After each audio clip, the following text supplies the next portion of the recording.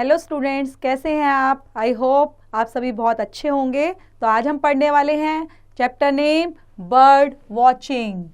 Bird को watch करना है ना, बर्ड वॉच कर रहे हैं तो bird watching. So about the lesson, this is a letter from Sunny to Rita regarding the hobby of bird watching. Do you also have bird watching? यहाँ पे क्या है बेटा, एक लेटर है। एक लेटर किसको, किससे लिखा हुआ है? सनी टू रीटा, मीन्स सनी ने रीटा को एक लेटर लिखा है अबाउट बर्ड वॉचिंग, कि किस तरह से बर्ड वॉचिंग अब उसकी हॉबी बन गई है। So let's begin the chapter. 120 Karol Bagh, Delhi, 3 March 2015. This is the address, okay? So dear Rita, I received your letter and your address reminds me often. Naina Lake, Nainital, it is like a heavenly place. As far as we are concerned, we'll be stuck at home there during holidays as my father has official work to complete. Since my brother is playing badminton for maximum time, Mummy and I are left here to enjoy ourselves. But I am not bored at all, and that's because I've developed a new interesting hobby. I inform you about bird watching. I should tell you what it is all about. So ये रीता को letter लिखा जा रहा है। वो क्या बोलते हैं? I received your letter, means Rita ने पहले उसको लिखा होगा, तो यहाँ पे बता रहे हैं कि आई रिसीव्ड योर लेटर, मुझे आपका पत्र मिला, और आपका address reminds me of turn, तो मुझे आपका जो एड्रेस है वो भी याद है। नैना लेक, नैनीताल, नैनीताल के अंदर Naina lake. It is likely a heavenly place, मतलब ये कैसा प्लेस है? एक हेवनली, एक स्वर्ग जैसा, एक बहुत सुंदर प्लेस है जहाँ तक मैं जानता हूँ।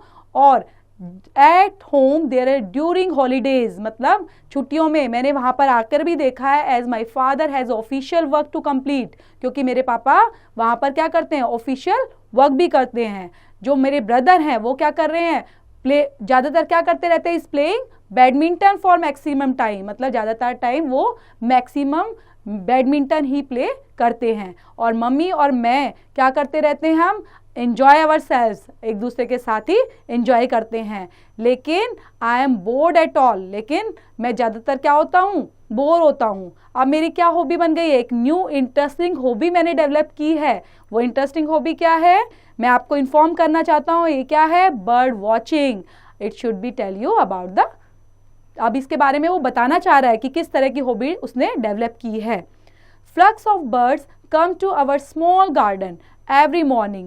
There's the time when Mummy sits in the veranda to cut down vegetable. One morning, she was shelling peas when one of the fat peas slipped from her hand and rolled down to the brink of the veranda, where a chubby male sparrow came to watch it. The sparrow tried to pick up and pee in its beak. Beak मतलब चोच, ठीक है। तो एक बार की सुबह की बात है जब मम्मा क्या कर रही थी?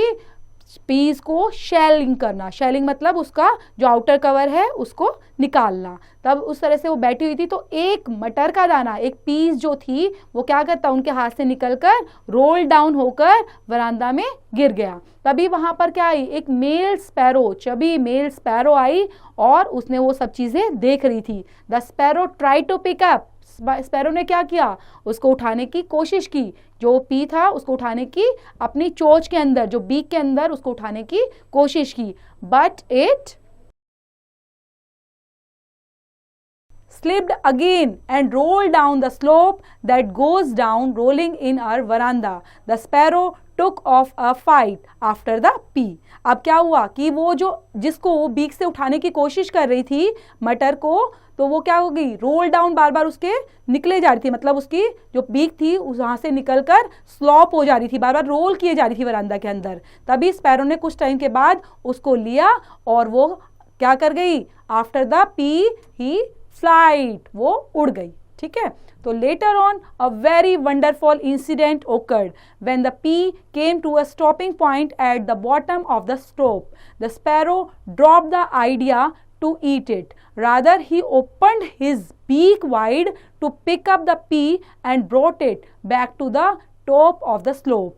He capped down the pea and gave it to a slight nudge, rolled away the pea down the slope, with the sparrow in hot parachute.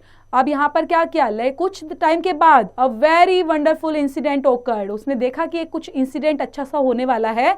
और वो क्या हुआ, when the pea came to a stopping point, जब वो stopping point पर आ गई, P को role करते करते वो जब स्टॉपिंग पॉइंट पर बॉटम में आ गई नीचे, तो स्पैरो ने क्या किया, drop the idea to eat it. अब सोचा कि मैं इसको खा लेता हूं, लेकिन जैसे ही उसने बीक ओपन वाइड, एक बहुत ज्यादा अपनी बीक को खोला, द पिकअप द पी, अब वो पिकअप करने के लिए तो brought it back to the top of the slope, अब वो स्लोप से गिर गई, है ना। तो he kept down the pea, अब उसने क्या करा, कैप्ट डाउन, उसको रखा कहां पर, लेकर उसको दोबारा से वहां पर रखा स्लाइट नस पर, और फिर धीरे से उसको नस करना, नस करना बेटा क्या होता है, हल्का सा आगे पुश करना।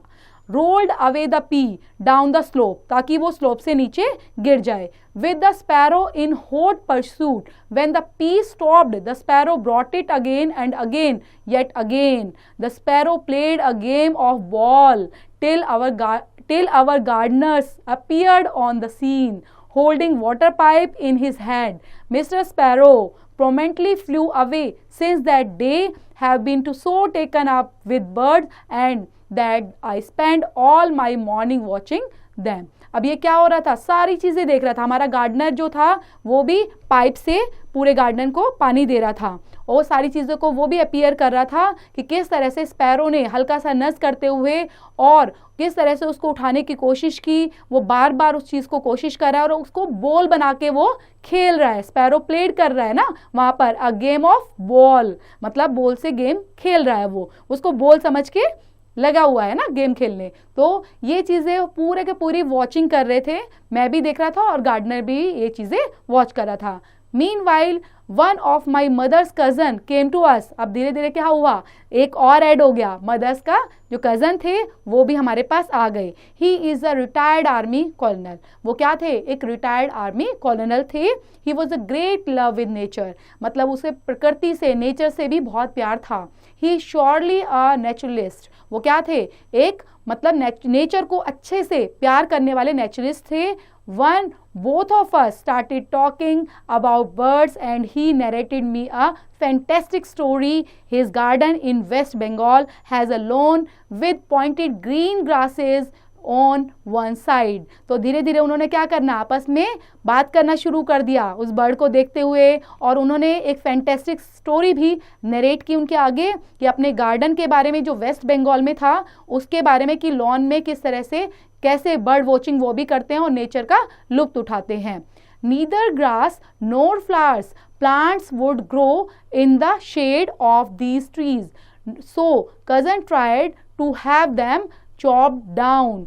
अब यहाँ पे बता रहे हैं कि नीदर ग्रास नोर फ्लावर्स, ना तो वहाँ पे घास है, ना ही फूल हैं, ना कोई फूलों के पौधे हैं इन किसमें, these trees, so cousin tried to have them chop down, तो क्या करने की कोशिश करता है, वहां पर वो चॉप करने की कोशिश करता है, मतलब ताकि कट करके वो वहां पे उन चीजों को डाल पाए, ताकि पंछी वहां पर भी कुछ उनको मिल जाए और वो खा पाए।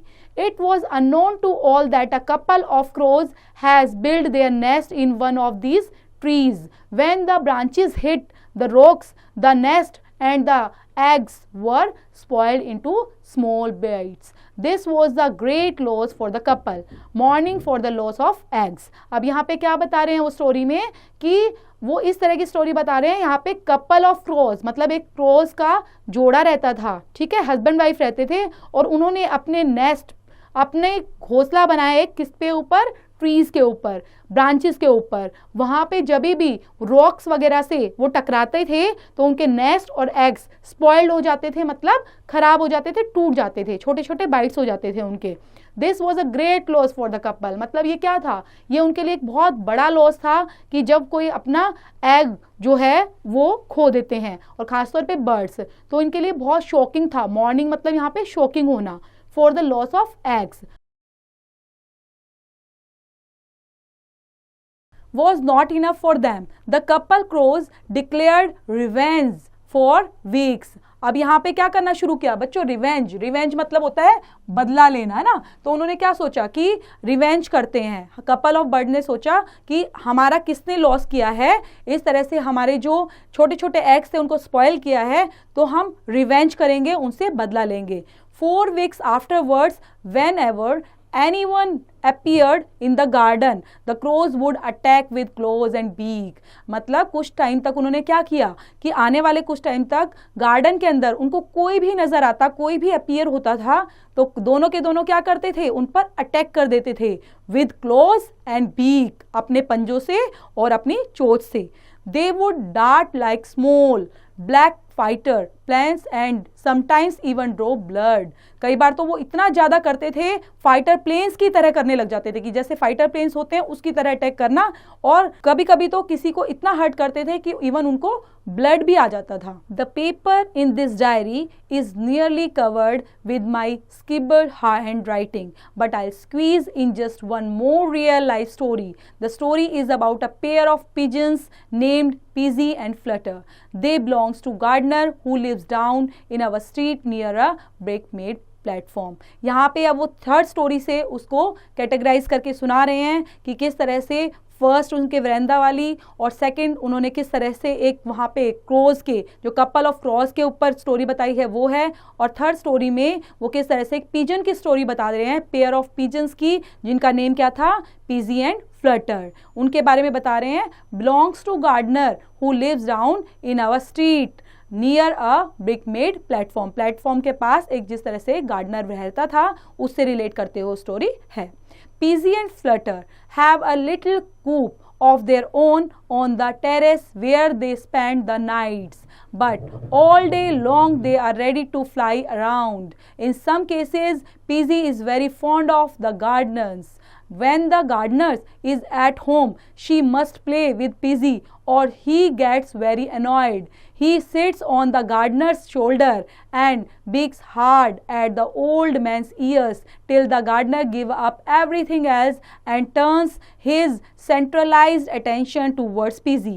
If breaking at the ear does not work, Pizzy flies to the floor. अब यहाँ पे क्या बताया गया बेटा, पीजी और फ्लटर के बारे में स्टोरी है ना, तो वहाँ पे बताना है कि किस तरह से वो लिटिल कूप उनके थे, और टेरेस पर, टेरेस के अंदर जो छत पे जगह होती है, टेरेस होता है, वहाँ पर उन्होंने क्या किया था, वो नाइट स्पेंड वहीं पर करते थे, और वहीं पे बट ऑल डे लॉन्ग, लेकिन पूरा दिन क्या करते थे, इधर उधर फ्लाई करते हुए, फ्लाई करते रहते थे।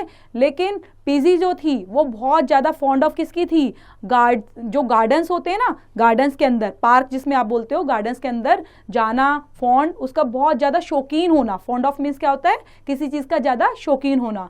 When the gardener is at home, जैसे ही गार्डन से गार्डनर जाते थे तो क्या करने लग जाते थे, मस्ट प्ले विद पीजी, ठीक है, क्या करते थे, पूरा खेलना उनके साथ, पीजी के साथ खेलने लगना। और ही गेट्स वेरी अनॉयड, कई बार तो क्या करते थे, एक दूसरे के साथ अनॉय करना, थोड़ा गुस्सा भी करते थे। He sits on the gardener shoulder, gardener के शोल्डर पर भी वो बैठ जाते थे, और उसकी जो बीक होती है, ठीक है, अपनी बीक से वो क्या करते थे, गार्डनर के कान में, है ना, उस तरह से उसको फुसफुसा के और नक नक करते रहते थे। Everything else and turns the centralized attention towards Pizzy. His breaking of ears does not work. Pizzy flies to the floor. He catches hold of the gardener's shoes. कई बार क्या करते थे, कई बार कान में उनके फुसफुसाहट करनी, अपनी पिक को मारना, और कभी कभी गार्डनर्स के जो शू लेसिस होते थे उनको भी क्या करते थे, pull till the laces come out, उनको जब तक लगाते रहते थे, जब तक अपनी पिक्स करते रहते थे, तब तक वो लेसिस ओपन नहीं हो जाते, लेसिस को वो अनटाई नहीं कर देते। At this the gardeners took no turn to PG. आई सो, जब तक वो पीजी को नहीं देखते थे तो तब तक वो पीजी वैसे ही उनके साथ करती रहती थी। I say Rita, how about you talk to bird watching.